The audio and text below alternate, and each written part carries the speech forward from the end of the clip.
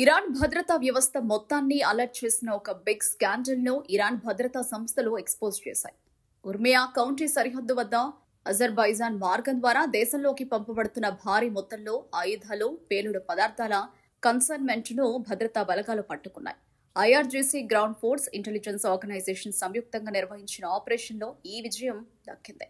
IRGC Hamid Sayyed Al Shuhada base ప్రకారం అనేక రోజుల పాటు జరిగిన హైటెక్ నిఘా, ఇంటెలిజెన్స్ ట్రాకింగ్, గ్రౌండ్ ఆపరేషన్ సహాయంతో ఈ స్మగ్లింగ్ ను అడ్డుకున్నారు. సీజ్ చేసిన వస్తువులలో 198 రెడీ టు యూజ్ పేలుడు పదార్థాలు, ఆయుధాలు, గోళ బారుదు ఉన్నాయి.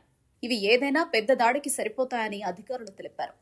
ఈ ఆయుధాల నెట్వర్క్ సరిహద్దులు దాటి దేశం లోపలికి పంపాలని చూసింది. దీని ఉద్దేశం పెద్ద ఎత్తున విధ్వంసం సృష్టించడం, సెక్యూరిటీ స్ట్రక్చర్లో అస్థిరత తీసుకురావడం, లోపలి ప్రాంతాల్లో భయాందోళనలు రేకెత్తించడమే. అయితే ఇరాన్ భద్రతా ఏజెన్సీల అలర్ట్నెస్ కారణంగా ఈ బిగ్ గేమ్ స్టార్ట్ అవ్వకముందే ఆగిపోయింది. ఇది మొదటి ఘటన కాదు. కొద్ది రోజుల క్రితమే ఐఆర్జీసీ ఆగ్నేయ ప్రావిన్స్ అయిన సిస్తాన్, బలూచిస్తాన్లో అన్సర్ అల్ ఫుర్ఖాన్ అనే కుపిత సంస్థ మాడ్యూల్ను ధ్వంసం చేసింది. ఈ ప్రాంతం విదేశీ మద్దతు గల ఉగ్రవాద సంస్థల కార్యకలాపాలకు హాట్స్పాట్ గా ఉంది.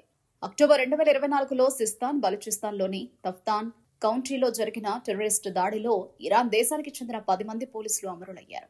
ఈ దాడికి జైష్ అల్ అదల్ అనే ఉగ్రవాద సంస్థ బాధ్యత వహించింది. ఇది ఇటీవల కాలంలో జరిగిన ఘాతుక దాడులలో ఒకటి. జైష్ అల్ అదల్ బృందం సరిహద్దు భద్రతా దళాలను అపహరించడం, పోలీసు పోస్టులపై దాడులు చేయడం, పౌరులపై దాడులు చేసి అస్థిరత సృష్టించాలని చూస్తుంటుంది.